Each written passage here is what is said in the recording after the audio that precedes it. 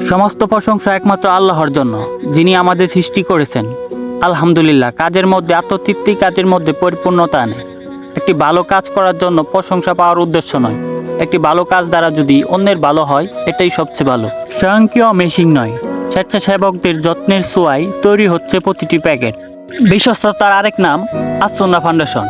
অলাভজনক, অরাজনীতিক ও মানব কল্যাণে নিবেদিত শিক্ষা দেওয়া ও সেবামূলক প্রতিষ্ঠান। আস-সুন্নাহ ফাউন্ডেশনের সম্মানিত চেয়ারম্যান, মানবতার ফেরিওয়ালা প্রিয় শাহেক আহমদুল্লাহ আপনার যাবতীয় সমাজ কল্যাণমূলক কাজগুলোকে কবুল করুক ও তার উত্তম বিনিময় দান করুক। দেশের একজন গ্রহণযোগ্য আলেমের দিন আপনি। নবীজিকে দেখিনি, আপনাদের দেখলে নবীজির কথা মনে পড়ে। আপনাদের আখলাকে নবীজির আখলাকের সাদৃশ্য খুঁজে পাই। আপনাদের মতো আলেমদের আখলাক যদি এত সুন্দর হয়, না জানি প্রিয় নবীজির আখলাক কত সুন্দর ছিল।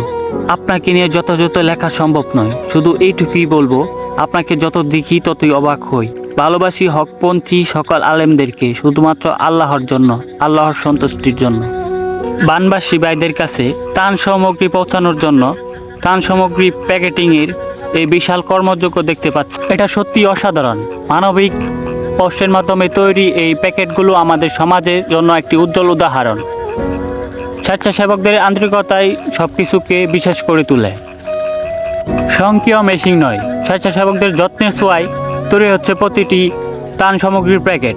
এই বিশাল কর্মযজ্ঞ পরিচালনা করা সত্যি কঠিন ব্যাপার। আলেম সমাজের মধ্যে আমার দেখা সেরা একজন ব্যক্তি, যিনি নিঃস্বার্থভাবে জনকল্যাণের জন্য দিনের পর দিন বিভিন্নভাবে মানব সেবায় নিয়োজিত।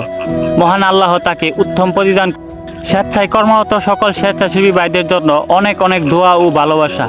তারা যেন সর্বদা সুস্থ থাকে এবং ভালো কাজের সাথে নিজেদেরকে এভাবে যুক্ত রাখতে পারে, সেই কামনাই করি। এবং সাথে আমিও যাতে সর্বদা ভালো কাজের সাথে যুক্ত থাকতে পারি, আপনারা সেই দোয়াই করবেন।